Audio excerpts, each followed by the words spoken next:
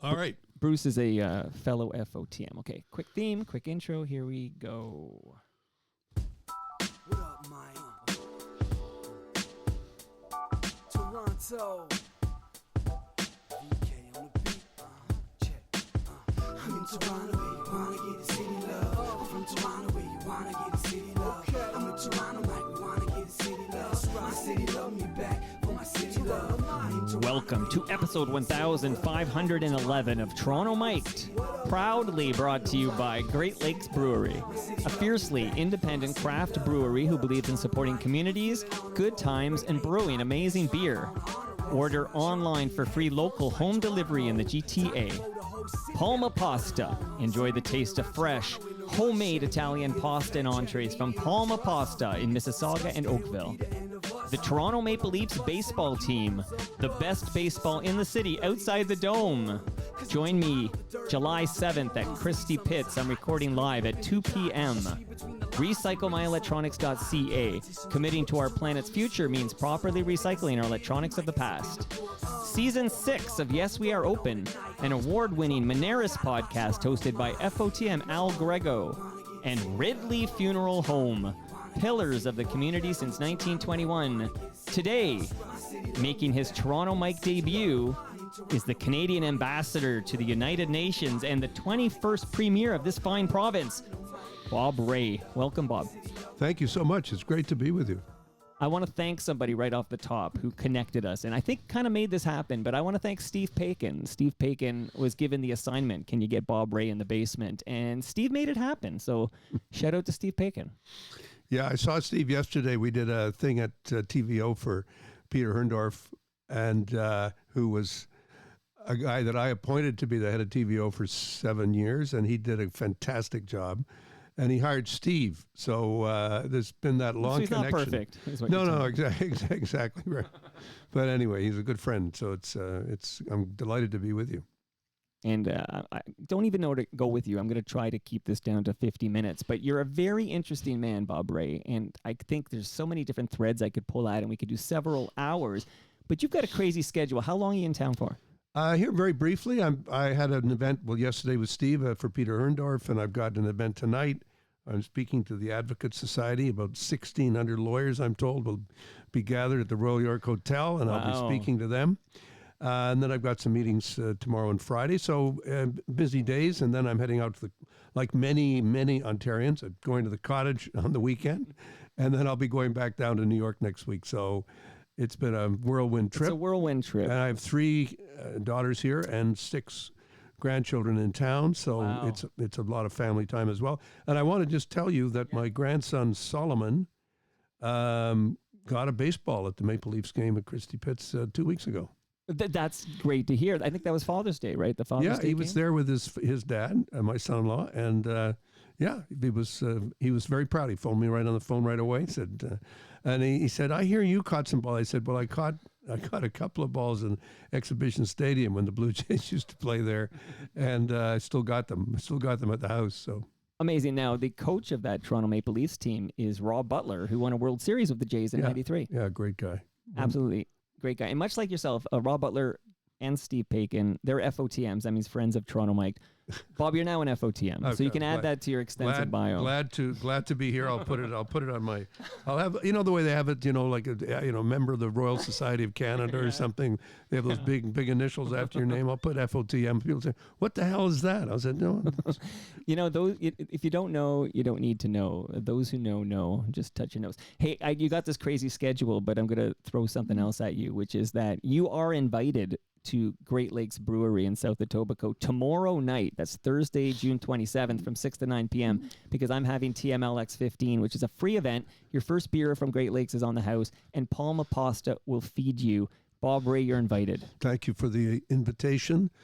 Don't think I'll be able to join you, but I see there's some beer on my table here. You can take that, right? I was wondering, can the Canadian ambassador to the UN accept such luxurious gifts? Yes, I think they're under the limit, as they say. I won't tell you what the limit is, but it's well under the limit, so it's fine. Okay, and that Toronto Maple Leafs baseball, maybe Solomon would love it. It's going with you too. You can keep it yourself. No, I'll give it to Solomon. No, but I'll keep it and I'll give it to Solomon. Okay. He's turning into a baseball fan. Okay, and last but not least, when before I press record, you saw Bruce Dobigan and Evan Dobigan's name on a book, and I'm curious, are you friendly with the Dobigans? I know Bruce well, and I would say our political views have become unaligned. Right. He was radicalized when he moved to Calgary. Something happened, that's for sure. But no, I remember Bruce when he started out on CBC Radio on Metro Morning, and I really enjoyed his approach, and we have mutual friends. So Bruce and I have known each other for a long time. Well, one mutual friend would be the aforementioned Steve Paikin. Yes, they're good. Absolutely, but, they had a show on the Fan back in the day, Double right. Play or exactly something like that. Right. So that book is yours as well. Thank you. They self-published a book called Deal With It, which is about the best NHL trades of all time. Oh, cool. And you get a lot of swag here, my friend. Yeah, that's right. Well, it's all under the limit, as they say. But it looks good.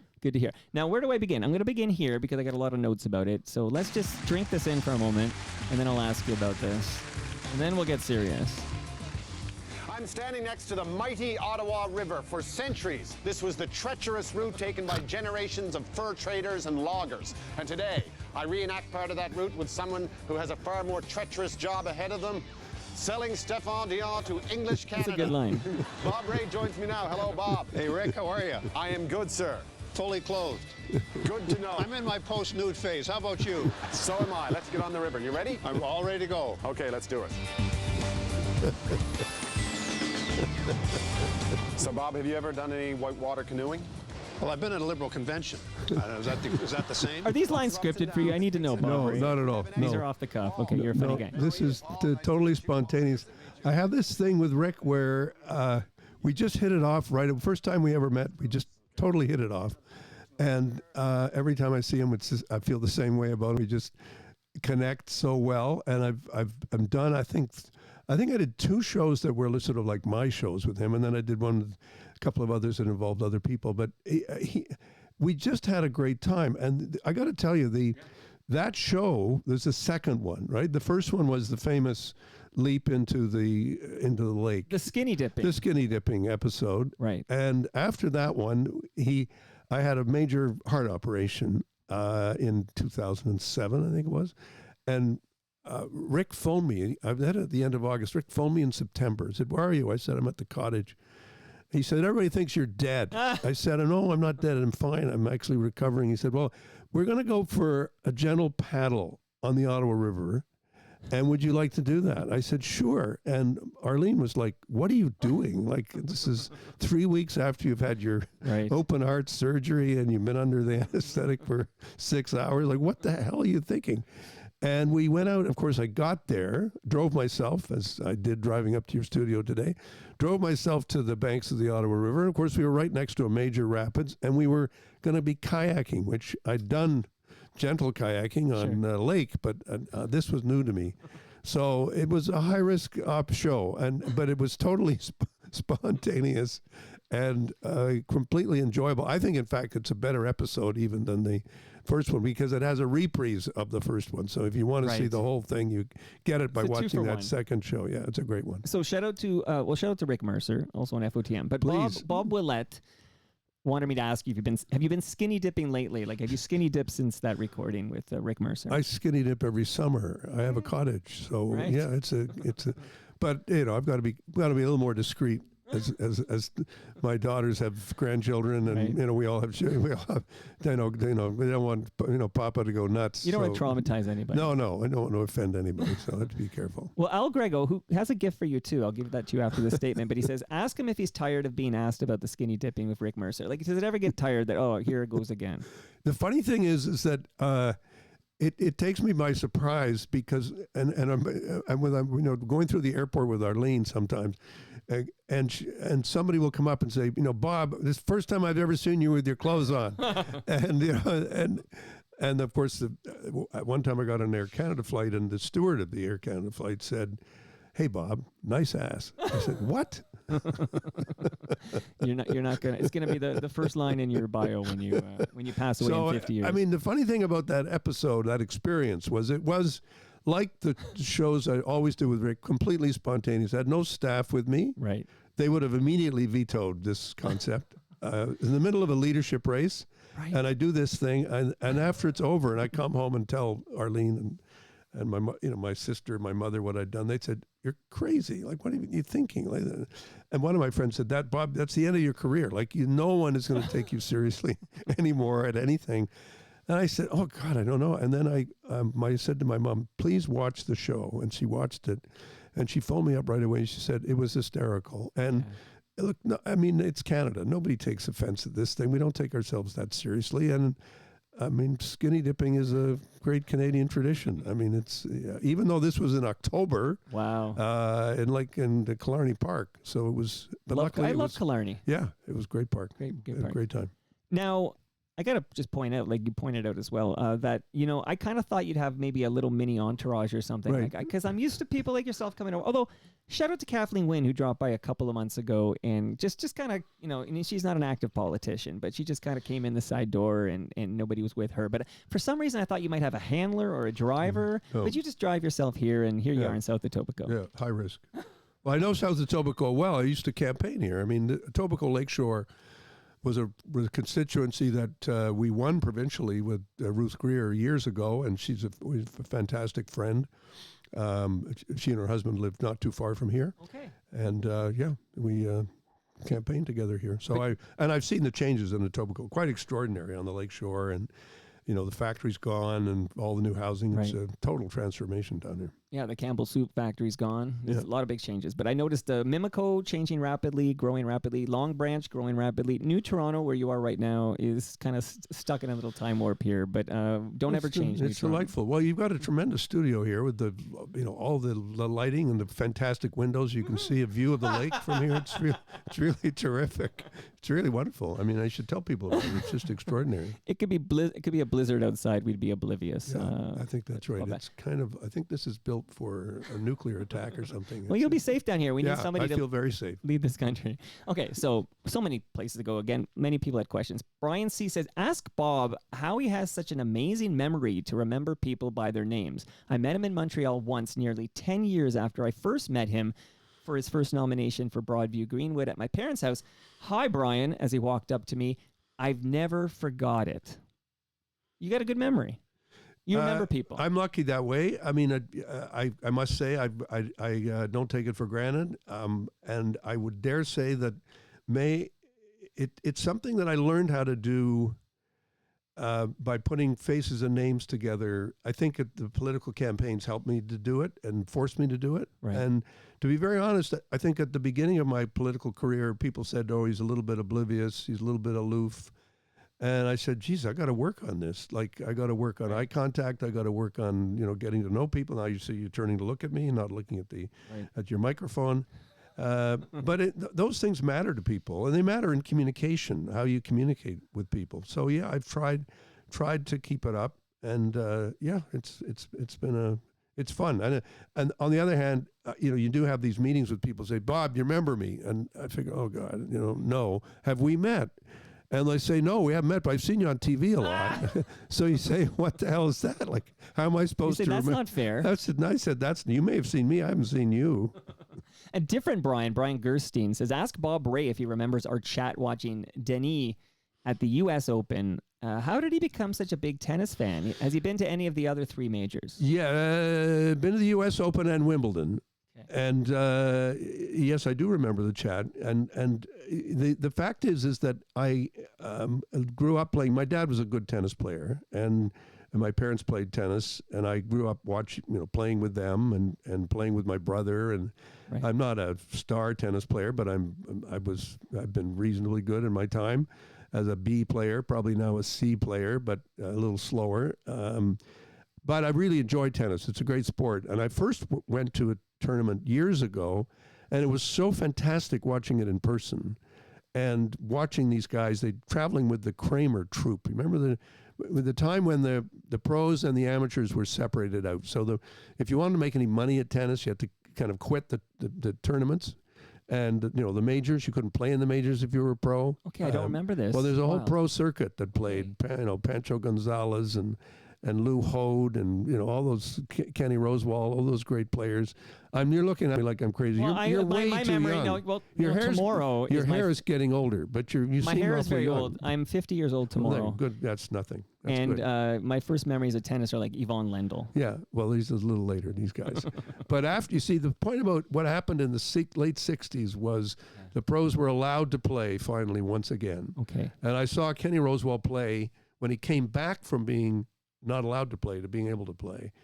And he went all the way to the finals at Wimbledon. And I got tickets. And when I was a student at Oxford.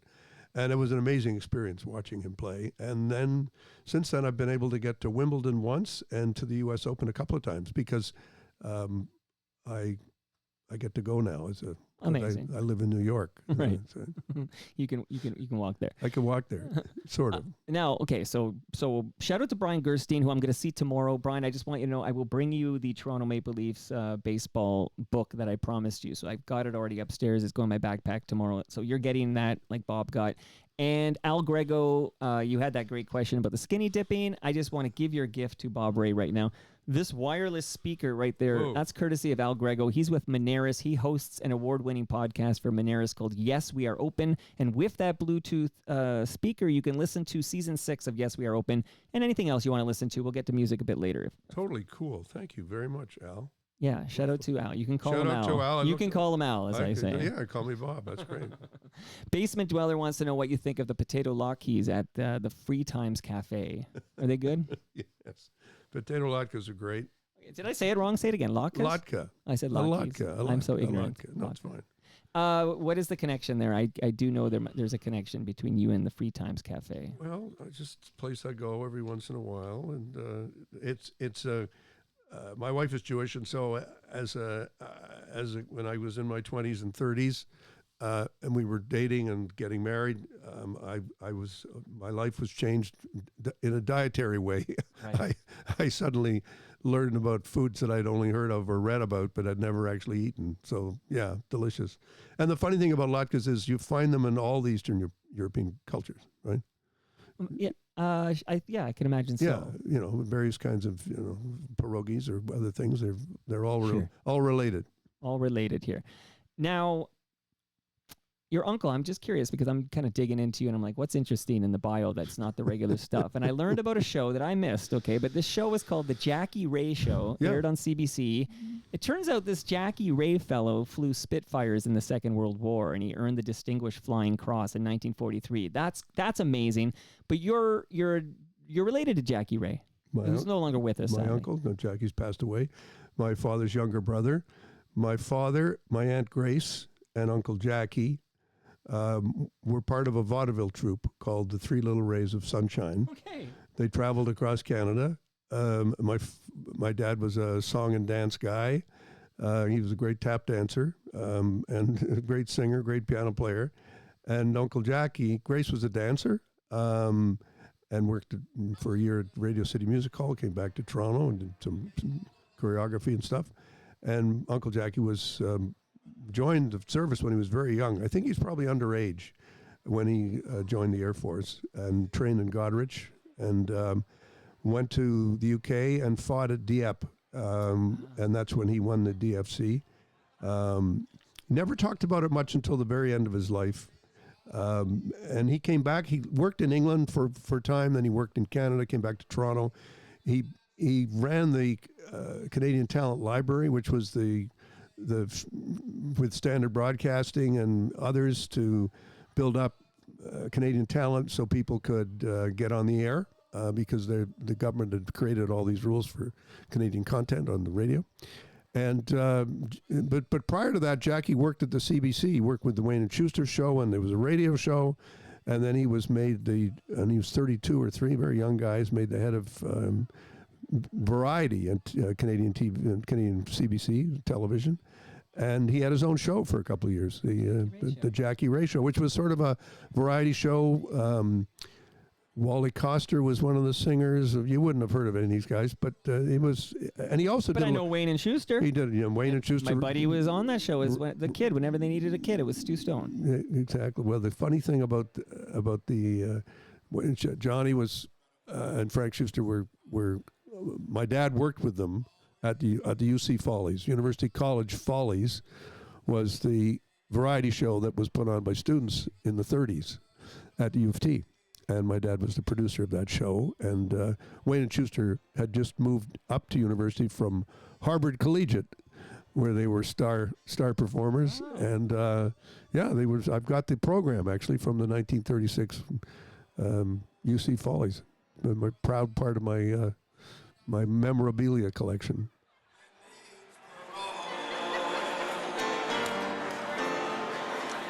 Okay, so that was low in the mix there. Here, I'll play the other one here. There's a lot of this online, Sir by the way. Andrew Lloyd Webber Hold on. threw Here. a birthday party for the Queen a few years ago. I know what's coming.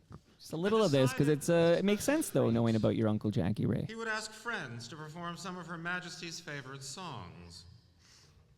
A source at the palace told him about her fondness for People Will Say We're in Love from Oklahoma, but also for anything by Cole Porter.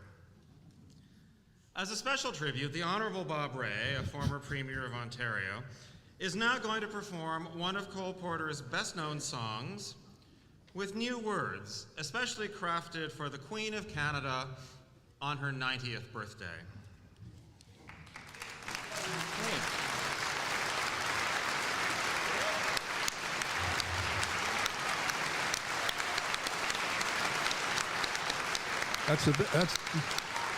That's the biggest applause I've ever received. You know, I would never get that in politics. Brent Carver and Susan Aglukark. So, be gentle.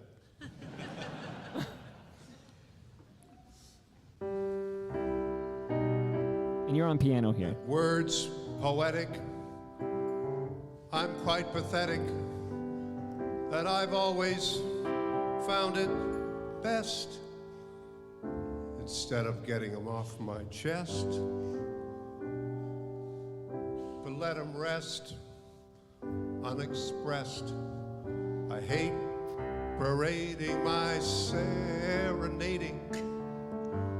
I'll probably miss a bar, but if this ditty is not so pretty,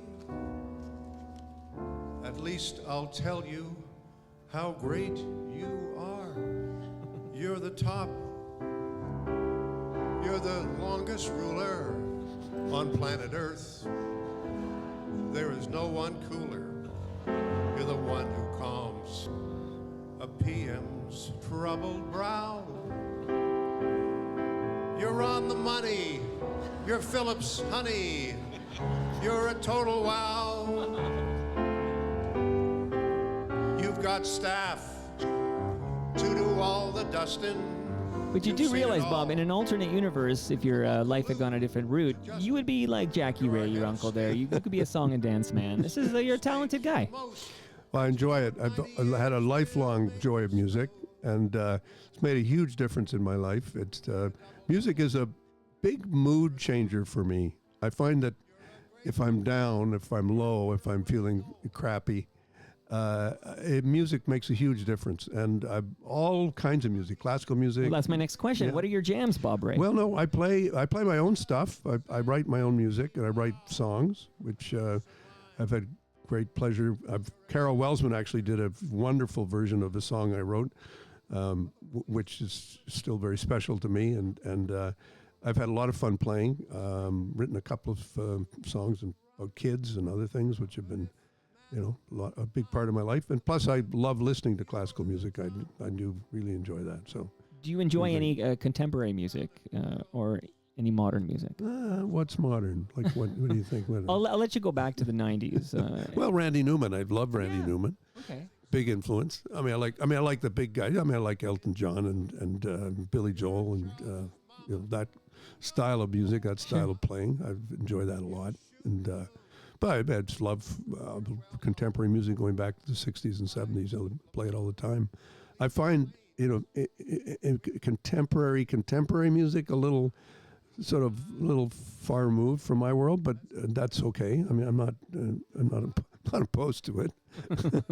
I like rap. I like listening to rap. In fact, like when I was premier, we created a program for young black kids, and to get them get them a chance to get their first jobs. And we did a thing where in the arts where kids could take the summer and learn how to do stuff. And in fact, a lot of hip hop started in Toronto in those days because of that program. And Okay, well, shout out to DJ Ron Nelson and his Fantastic Voyage, his CKLN show, and then that gives us, we got Maestro Fresh West and Mishi Me and the Dream Warriors. Quite a scene happening in the early 90s in this city, so good on that. Okay, now I realize, okay, you got Bob Bray here. We're going to cook with some gas here. So I'm going to start with some current events, and then I have some highlights. I heard you were delivering papers to Richard Nixon. Yeah, I was a paper boy. You used to deliver. So there's fun facts there. But let's talk really for a moment here about what happened the other night. So just because I'm curious, Midtown Gord wrote in first. He says, I'm not sure when you have Bob Ray in, but as a lifelong resident of St. Paul's, my question has to do with the by-election. How does this affect the future of Justin Trudeau as leader within the coming years?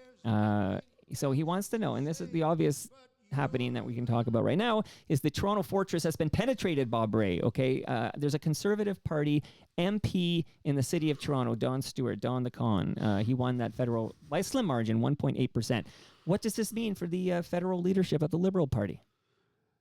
Only time will tell. I'm not in politics directly. I have to be careful what I say, but I do have a historical perspective going back to the beginning of my political career. I was actually elected for the first time as an MP in 1978 in a by-election, which was one of 14 or 15 by-elections across the country, which the Liberals didn't. I don't think they won a single one across the country. They might have won one, but I'm not sure. I don't think they won any.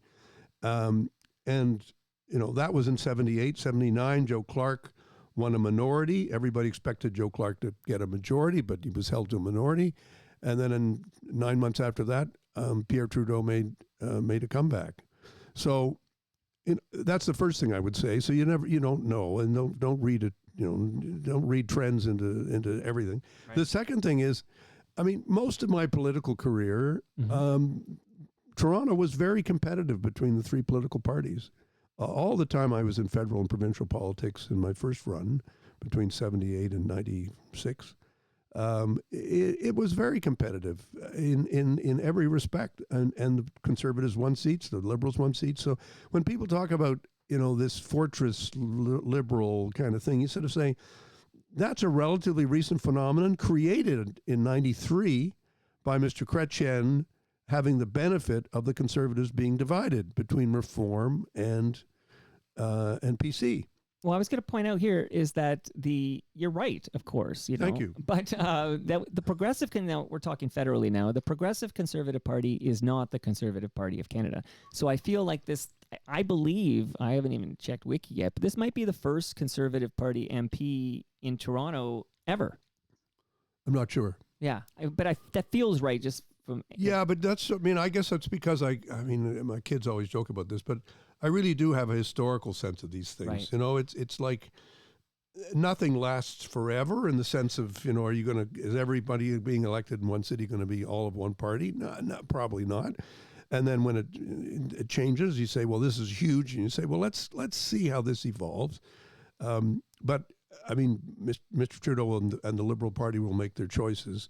But I do think it's important for people to kind of look at it a little bit in perspective. There is a difference between what happens in just historically, this is not a partisan point. There is a difference between what happens in by-elections and what happens in general elections. That's generally speaking true. And I think it's important for people to remember that. Well, that's good perspective. Justin's dad, you worked on his 1968 Liberal leadership campaign. So yes. You were, starting your adult life, you were supporting the Liberal Party. Yes.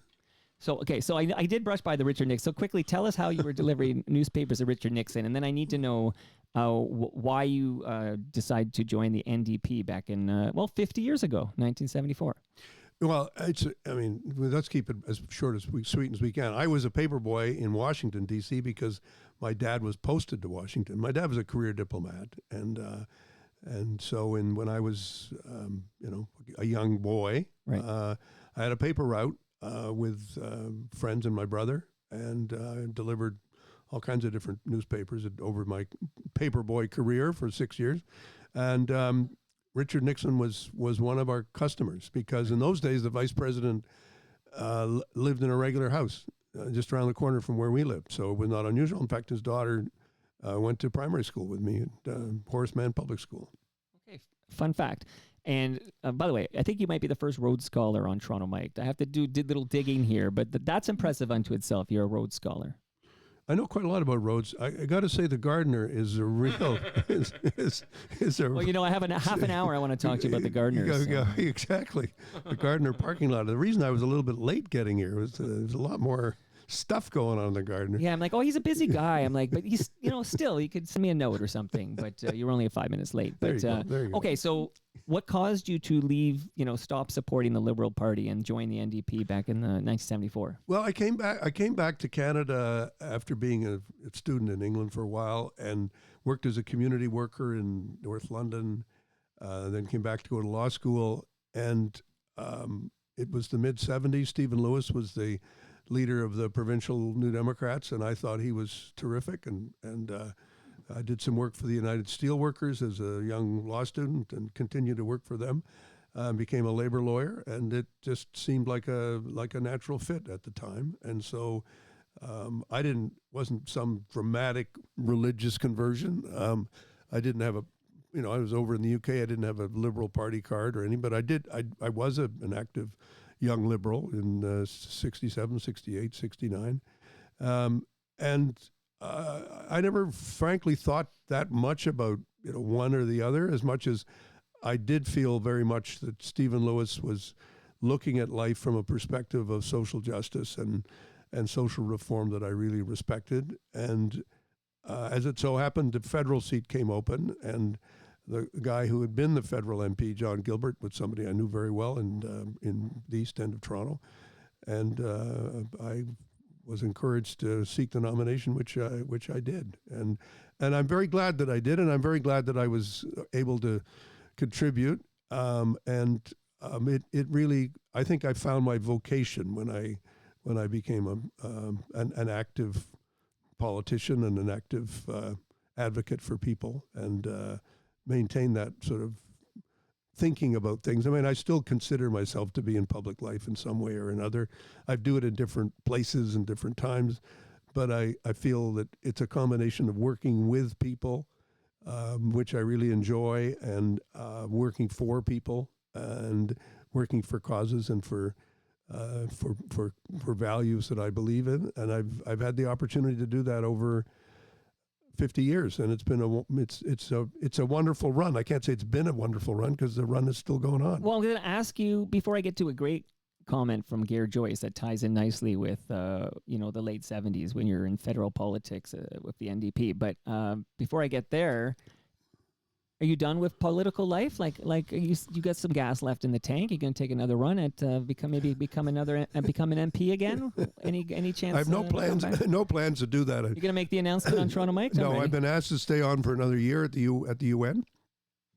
So I'll do this job through this year, and I'll be becoming the president of the Economic and Social Council of the UN, which is a great post, a great opportunity to serve. And I think at the conclusion of that time, I think I'll be ready to come back to Toronto, but I'm not thinking much about what comes next. I like what I'm doing right now, and I'm not going to get provoked into saying something foolish. Okay, a couple of questions about what you're doing now. Coming up. Nice try, though. Nice try. That's right. It's good try. No pressure. I will take that beer back from you, Mr. Ray. Okay. Okay, I'm not Gare drinking Joyce. The beer, for the record. I'm drinking He's water. drinking water, everybody. Gare Joyce writes in, I volunteered for him in Broadview-Greenwood back in, the years I'm curious, he says 79, 80, but I think it was maybe earlier than that, right? Because I heard you say 1978. I was first elected in 78 and then re-elected in 79 and 80. So she's telling the truth. Yeah, so Gare, his real name Gary. He goes by Gare, just too many Garys out there. They're not making any more Garys, but he's like, I'm going to take this back from the Garys. I'm a Gare. Gare Joyce says, at one of the all candidates meetings in Eastdale, after he mopped the floor with the Trudeau-favored parachuted candidate, Bob went to the side of the stage, sat at the piano, and played the rest of them off the stage. The guy could host a talk show and lead the band. Such a talented and truly likable person. It's hard to believe he ran in school with Iggy.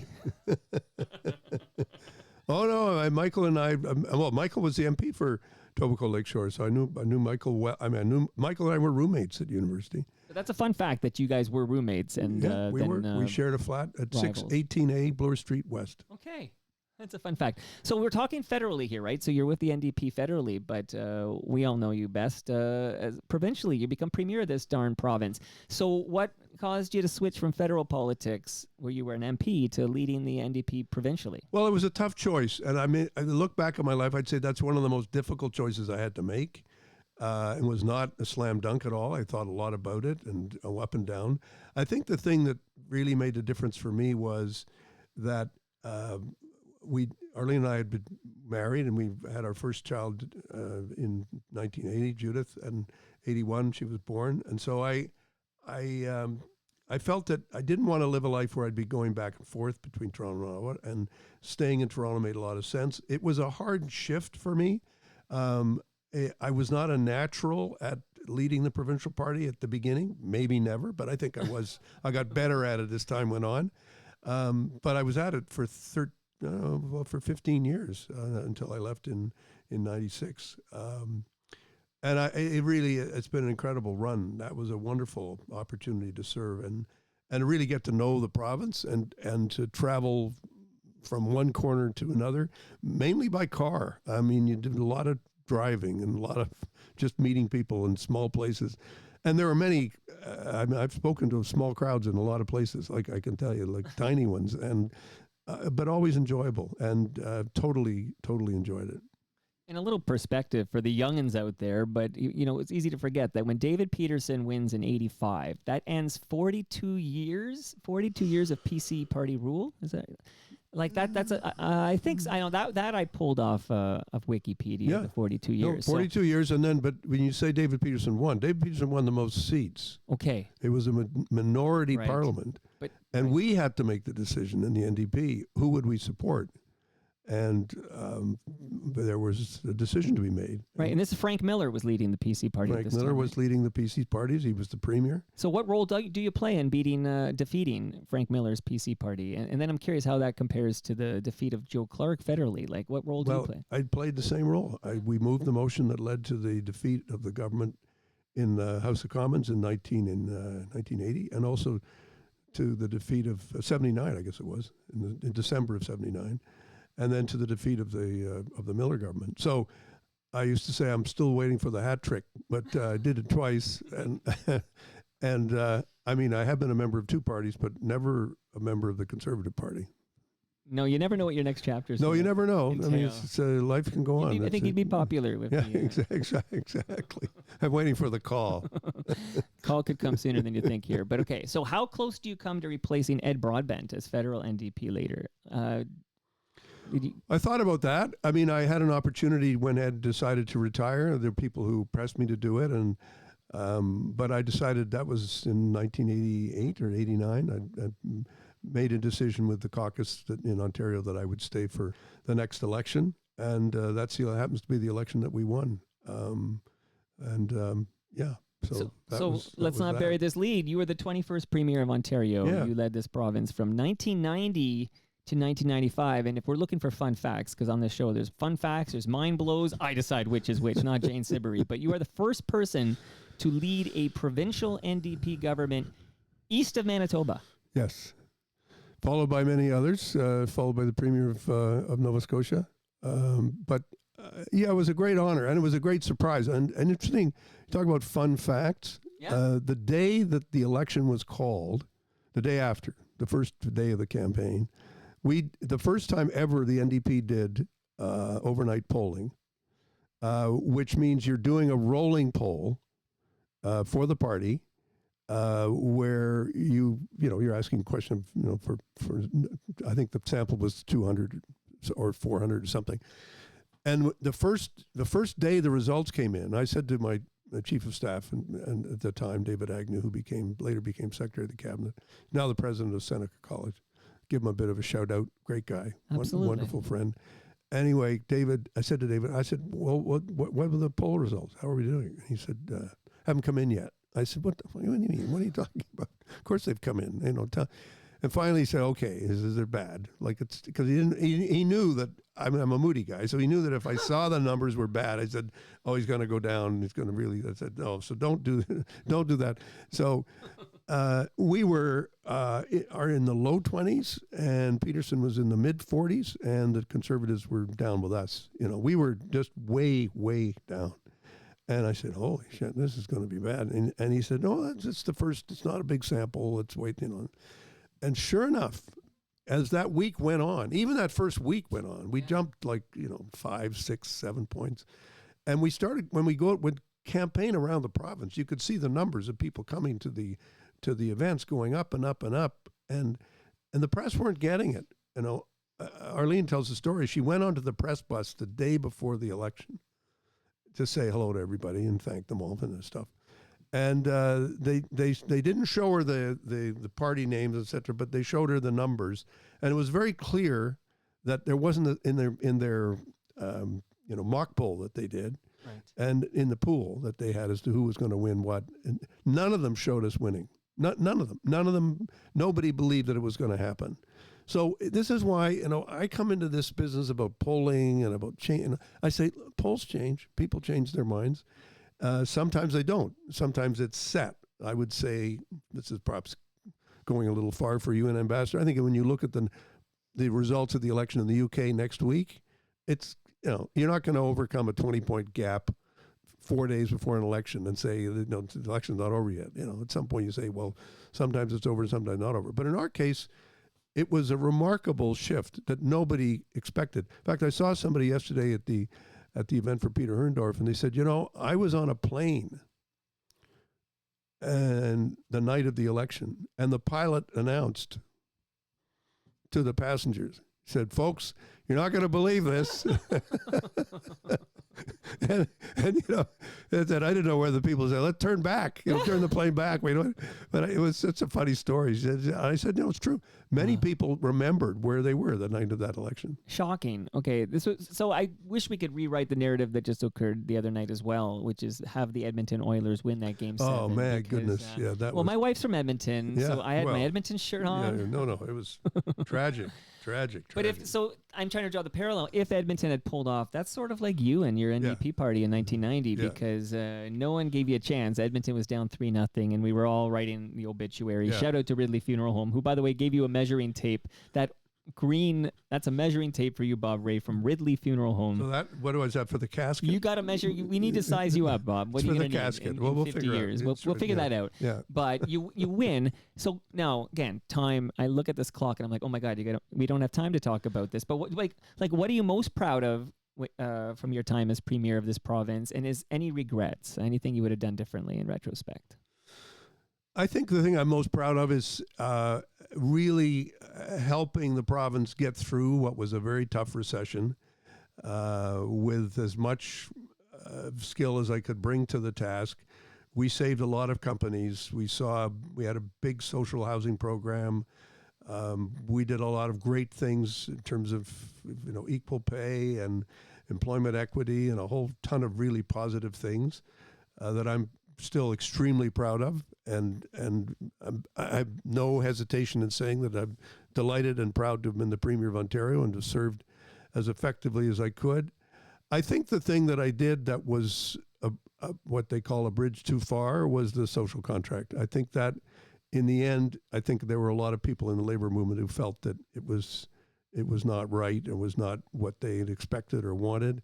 I felt at the time that it was, for me, it was about saving jobs, and it was about preserving what we call the social contract so that enough people could stay on and we wouldn't end up firing lots of nurses and teachers and seeing others lose their jobs because of the gap, the fiscal gap that was there. I don't think it was the wrong decision, but if you say, do you regret it? I'd said, well, I would wish we could have figured out another way to do it or to do what we were trying to do. And it was tough. Your last name is Ray. It was too easy to coin the phrase Ray Days. Yeah, Ray Days was kind of like right there, On the other hand, I was talking to a guy last night at this Peter Herndorf event, and he said, I loved Ray Days. And, it was a 3-day weekends. It was a chance to get some time away and so on. So, I mean, they were not as unpopular, although obviously the government was unpopular, and I never felt that personally people hated me or anything, but I knew that there were a lot of people who were disappointed, and it was tough. It was a tough time. It was a difficult moment. Quick promotion that if anybody wants to hear a tribute to Peter Horndorf, there actually is a episode of Toronto Mike where we paid tribute to Peter Horndorf, and my special guest for that episode was the aforementioned Steve Bacon. So you can find that in the Toronto Mike feed here. Okay, so just glance at the clock here. So we talked about your federally your NDP, then your provincially NDP, and then now you're going to resign from the party, and then eventually you'll join the Liberal Party. So give me in a nutshell, what's behind that decision to join the Liberal Party? I don't think there was a big change in my thinking or, my political values or what underlay my, my commitment to politics and commitment to people. I think what happened were a couple of things. One is that I felt the NDP when I left as premier and obviously left as leader of the party. Right. I felt that the party moved to the left, and in doing so, I felt it kind of abandoned what I felt was an important object lesson for us, is that we took our political responsibilities seriously, and we were not afraid to make difficult decisions in government, and we believed in governing, and I believed in governing from the center, which is where I think you have to be. You talk about hockey. If you want to score goals, it helps if you're in the center rather than, behind the net somewhere or way off on one side or the other. And I still believe that to be true. And I think that as I began to express those thoughts in my writing, because I wrote a couple of books, I wrote my book on From Protest to Power. I wrote another book called The Three Questions, which talked about public policy and the choices that people have to make. And as I was doing that, a lot of people said, well, you're kind of moving. And I said, no, it's a time when Tony Blair became the leader of the Labour Party. There was a lot of movement in that direction. And yeah, that's when Mr. Chrétien talked to me. He used to joke with me. He said, when are you going to run for me? I said, well, it's not on my mind. It's a hard thing to do. And frankly, it is a hard thing to do, to not be, to leave a party you've been a member of for a long time and then to join another one and to run for the leadership. It was abrupt, and I just said, I'm going to do this. And there were a lot of New Democrats who felt betrayed and angry and unhappy, and I totally get it. I understand that, and it was difficult to do. But I must say that I felt when I returned to the House of Commons and lost leadership and still went on to run again because I felt I owed it to my new party to do that. It was also a time when I felt a sense of mission, that what I believed in, the kind of liberal and social democratic values that had been part of my upbringing and part of what I really thought was true, was ready to take on Mr. Harper, and that's what I did as leader of the third party for a time in the House of Commons, and I think I helped to reposition and resituate the party, and then Mr. Trudeau took over. Right, you were there as interim leader between your former roommate Iggy, as Gare calls him, Michael Ignatieff, and then of course Justin Trudeau, who still leads the party today. That's back in 2013. Now, interesting. So you ran for leadership and you were defeated, as you know. And but there was a report that came out shortly thereafter. Thanks for reminding me. In case you forgot your own bio, you're an FOTM and you were defeated for Liberal leadership there. But I'm curious about, you mentioned your wife is Jewish, Arlene, and is it true? So I guess this was reported, and of course it's true. But I'm curious. She was approached by a delegate who didn't know who she was, didn't know this was Arlene Ray, and told her not to vote for you, Bob, because your wife is Jewish. This happened? Yes. Wow. This isn't happening in the the 60s. This is fairly recent history. That's shocking that this would be said aloud at a leadership convention. Don't vote for Bob because his wife is Jewish. Yeah, it's very upsetting, to put it mildly. She was disappointing. Yeah, but I think we're living in a time when there's just a lot of prejudice, and prejudice is unfortunately making a comeback. I also did a report on the Air India bombing where it was impossible to avoid the conclusion that I was asked to do a factual review of the situation 20 years later by the federal government, and I did it. It was impossible to avoid the facts that the Air India bombing had been planned and carried out by Canadians, by people living in Canada. And you needed to understand that, and also to understand that doesn't mean that every member of one community or another is bad or wrong or an extremist, but it does mean that we've got to understand that this is something that exists in our society. And I think we've seen recently just how challenging it is now with growth in anti-Semitism, as well as Islamophobia, as well as people getting singled out for their background. And it's one of the things about our contemporary life in the city that worries me. And when I come back, it's one of the things I do want to work on as a citizen. Is what's happening to our civic culture and our commitment to one another, and to build a place, a city, and a community that takes care of people, because people should not be living in fear, and there should not be the level of violence and social breakdown that we see. And it is going to require a much deeper commitment on the part of all of us to rebuilding a stronger culture. So, Bob, I see now by the clock here, we are out of time. I see by the clock on the wall. Right. That's right. Now, I'm going to just really quick rapid fire the questions that listeners sent in, just because I look out for my listeners here. And Neil Herland, who is not only an FOTM, but he's with CBC Radio News. You'll hear him giving you the news every hour, Neil Herland. He says, Canada last won a seat on the UN Security Council in 1998. Since that time, Canada has failed multiple efforts to win a non-permanent seat. What does Canada need to do differently to win next time? And maybe a little context, what Neil's talking about. I think most listeners are going to be like, what are we talking about? What we're talking about is the Security Council of the UN has 5 permanent members who all have vetoes, and 10 non-permanent members who are elected for 2-year terms. And we have tried twice in that period that Neil's talking about to win the seat, and we were not successful.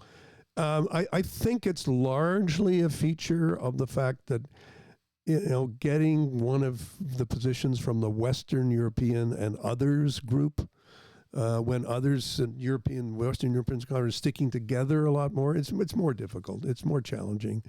I think we need to understand that. And the other thing I would say is I'm not really dead set on the need for Canada to sweat a whole lot about, a 2-year membership on a non-permanent basis on a council that's where the Russians and the Chinese have vetoes, and the U.S. and other countries have vetoes, and we don't.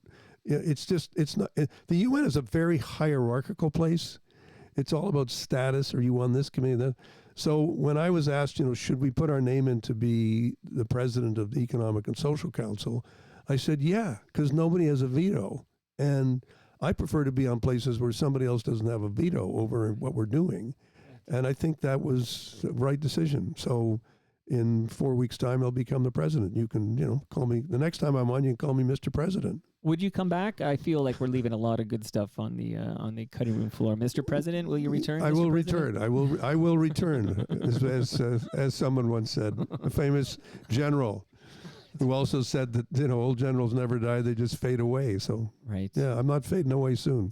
And don't listen to Neil Young, who says it's better to burn out than fade away. That's not true. Philip Parkinson, quickly here, can Canada realistically hit the 2% NATO target for defense spending? I think so. If the political will is there, and I think that's something that's being actively discussed within government.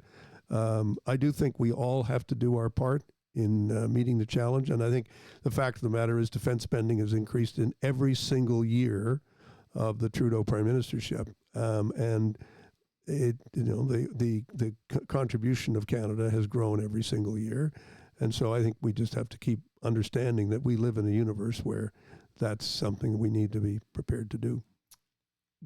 What is the most critical issue that you're currently focused on or working on, or both? Because usually you need to focus on something you're working on. Well, there's really two, I'd say, two big ones. Well, there's actually more than that, but I do think that the first one is dealing with the threat of authoritarian, profoundly anti-democratic governments in different parts of the world that are wreaking havoc. The Chinese and the Philippine government are in a major quiet for us, but it's still there, conflict over the South China Sea. The Russians have invaded Ukraine and created real havoc in the global economy, as well as total destruction in parts of that country. This is a real problem for the world that we have to continue to deal with. And the second one is the gap that's still growing between the rich countries and the poor countries, between countries that are better off and the least developed countries. And this is a continuing cause of concern for me, because the poverty and the challenge facing all these countries in the world, and the level of conflict in the world, and the impact of climate change on these countries, and the social disruption that people are seeing. You saw the events in Kenya the last few days, just incredible pent-up emotion that was expressed in the violent demonstrations that we've seen. This is largely a product of the weakness of social solidarity globally.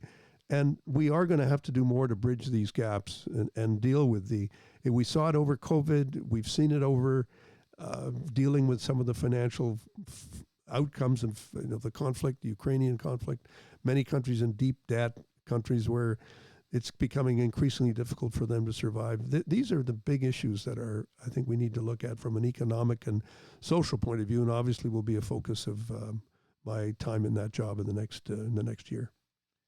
Amazing, Bob. Right? I know how busy you are on this trip to Toronto, so it's kind of awesome that you carved out an hour to sit in some guy's basement and field all these questions. So I got to say, good on you, because not everybody would do this. This is amazing.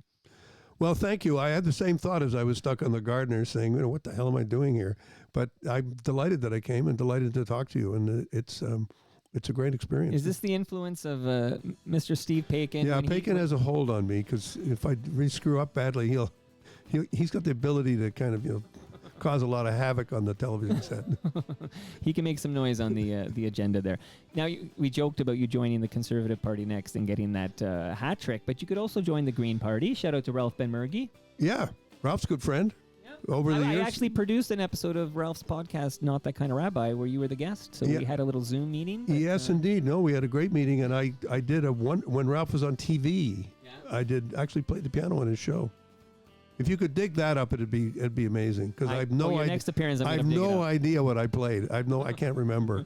Friday Night with Ralph Ben-Mergy, is that the show? That's the show. Yeah. I'm going to dig that up for you. Last question on your way out there. Now that I relaxed you, Emily had a great question. Does the current Federal Liberal Party still represent the party that you joined, Bob Ray, when you joined the Federal Party? I can't get into that. I'm going to absolutely. That's another episode. I'm going to duck that question, because it requires me to get Emily. involved in contemporary political issues, which I am forbidden by federal legislation. So how long do you have to wait? A year? And a year you come back and you'll spill all the real talk. Yeah, I'll be a little more open to stuff. Yeah. And then you can drink a beer on the show, and we can get into it here. And that brings us to the end of our 1,511th show. You can follow me on, I'm all over the place, Twitter, Blue Sky, I'm at Toronto Mike. Go to torontomike.com for all your Toronto Mike needs. Much love to all who made this possible. That's Great Lakes Brewery. Bob's got his beer. Palma Pasta. They're feeding us all tomorrow night at Great Lakes, so come on down. It's no cost. You just show up and eat and drink and say happy birthday and get out of there. That's TMLX15 tomorrow at Great Lakes Brewery's Southern Etobicoke campus. RecycleMyElectronics.ca. That's where you go, Bob. If you have old electronics, old cables, you don't throw it in the garbage, then those chemicals end up in our landfill. By the way, Cliff Hacking from RecycleMyElectronics.ca, hell of a tennis player. We got to set up a match between you and Cliff Hacking. That's what we got to do. He could whip me, I think. It's not even close. The Toronto Maple Leafs baseball team, again, I'm at Christie Pitts on July 7th. Monaris, you've got a speaker there from Monaris. And Ridley Funeral Home, Bob is measuring his casket his body for his casket as we speak. See you all Friday for Toast with Rob Pruce and Bob Willett. We'll talk about TMLX 15. See you all then. Well, I've been so